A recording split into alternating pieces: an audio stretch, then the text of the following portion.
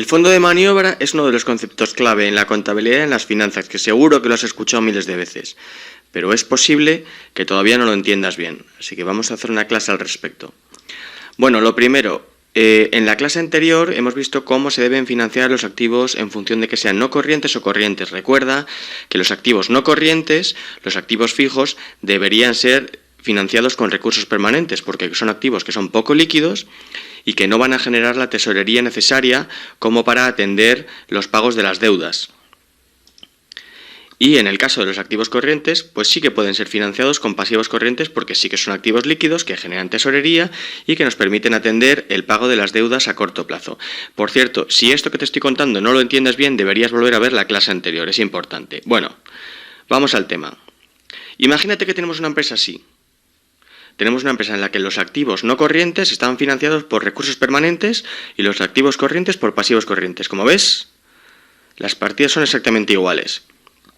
Esta situación, a partir de lo que hemos visto en la clase anterior, es una situación correcta. Es decir, estamos cumpliendo teóricamente con los preceptos que hemos visto. Vamos a tener los activos corrientes, nos van a generar la liquidez justa y suficiente para atender las deudas a corto plazo. Pero quiero recalcar lo de justa y suficiente porque no hay margen de error. No hay margen de error. Si ocurre cualquier imprevisto, no vamos a tener liquidez como para atender las deudas a corto plazo. Volvemos al balance. Como hemos visto, no hay margen de error. Tenemos la cantidad de activos corrientes justa y necesaria para devolver las deudas. Bueno, ¿cómo vamos a hacer para incrementar ese margen de maniobra? ¿Cómo vamos a hacer para estar en una situación de mayor seguridad? Mira, lo voy a hacer arrastrando la partida de recursos permanentes. Si hacemos crecer la partida de recursos permanentes, en esta situación el riesgo es menor, porque aquí ya tenemos fondo de maniobra, tenemos margen de maniobra. La liquidez que nos va a generar los activos corrientes es más que suficiente para devolver las deudas a corto plazo. Y a medida que crezca esta partida de recursos permanentes, nuestro margen será mayor, nuestra seguridad será mayor, ¿no? ¿Lo entiendes?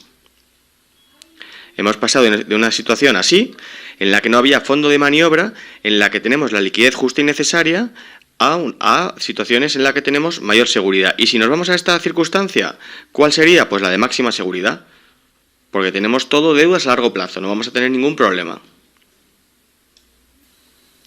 Estoy seguro que ya entiendes la lógica y el concepto. Ahora vamos a ir a las definiciones y vamos a ir a la fórmula. Podemos explicarlo de dos formas. Ya verás, el fondo de maniobra es el excedente de los recursos permanentes, lo que nos sobra de los recursos permanentes después de haber financiado los activos fijos, los activos no corrientes, y que utilizamos para financiar las operaciones a corto plazo. Bueno, parece un poco complicado. Los recursos permanentes, si los hacemos crecer, tenemos un excedente de los recursos permanentes sobre los activos no corrientes que nos permite financiar los activos corrientes. ¿Visto? Y la fórmula sería esta. Restamos del total de los recursos permanentes, restamos los activos no corrientes y nos sale el fondo de maniobra. Vale, pues hay otra forma de explicarlo. Hay otra perspectiva, que es lo mismo, pero visto desde otra perspectiva. Y en este caso, el fondo de maniobra sería igual al importe de los activos corrientes que financiamos con recursos permanentes. Es lo mismo dicho de otra forma. En este caso, estaríamos hablando de que el fondo de maniobra es igual al importe de los activos corrientes que financiamos con recursos permanentes. En vez de empezar la definición por el pasivo, la empezamos por el activo, pero es lo mismo. ¿Y cuál es la fórmula? Activos corrientes menos pasivos corrientes. Vamos a verlo todo con un ejemplo. Pensemos que montamos un e-commerce de antigüedades, es decir, vamos a vender antigüedades a través de Internet. Tenemos un activo total por valor de $50.000. $30.000 son los activos no corrientes, son los activos fijos, en este caso es la página web. Y el activo no corriente son la mercancía, es el primer lote de antigüedades que vamos a comprar. Tenemos que financiar todo esto.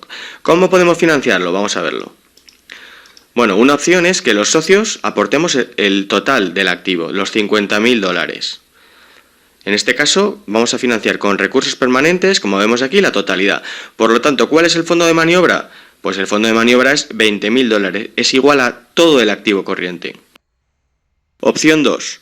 Los socios no tenemos los 50.000 dólares, tenemos 10.000, pero tenemos un préstamo a largo plazo por valor de 40.000 dólares. El fondo de maniobra sigue siendo el mismo, sigue siendo 20.000 dólares. Si restamos los recursos permanentes menos los activos no corrientes, pues nos sale un importe de 20.000 dólares.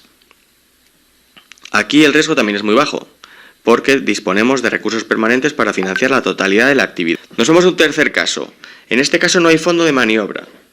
Los socios disponemos de 10.000 dólares, como veíamos, y obtenemos deuda. Sin embargo, no obtenemos la totalidad de la deuda a largo plazo, como hemos visto en el caso anterior, sino que tenemos una deuda a largo plazo por valor de 20.000 dólares, pero durante los 12 primeros meses vamos a tener que afrontar la devolución de estos 20.000. Lo que pasa que, bueno, tenemos aquí mercancías por valor de 20.000 dólares, por lo tanto, teóricamente estamos en una situación en la que no hay riesgo. Lo que pasa que no hay fondo de maniobra. Y nos vamos al último caso, al caso del fondo de maniobra negativo. Resulta que los bancos no nos conceden financiación a largo plazo, por lo tanto tenemos que recurrir a otros mecanismos y durante el primer año vamos a tener que atender pagos por valor de 40.000 dólares. Como veis aquí lo pongo en rojo porque el fondo de maniobra es negativo, estamos en una situación de riesgo, teóricamente. ¿Por qué? Pues piensa que hemos financiado la página web, estos 30.000 euros, los hemos financiado en gran medida con un préstamo que tenemos que devolver en un plazo de 12 meses, lo que es teóricamente incorrecto. Ya espero que entiendas bien el funcionamiento del fondo de maniobra y el análisis que podemos realizar a partir de él. También te digo que la interpretación no es tan sencilla, no es matemática. En este caso 2 más 2 no son 4 porque hay otras variables que influyen. Y te la voy a poner simplemente como ejemplo. Si durante el primer año nosotros somos capaces estas mercancías por valor de 20.000 euros de comprar y vender y hacer que roten muchas veces en 12 meses, es posible que sí que seamos capaces de generar la liquidez necesaria para devolver estas deudas a corto plazo. Es un ejemplo de por qué el fondo de maniobra no podemos tomarnos las conclusiones de forma literal o matemática.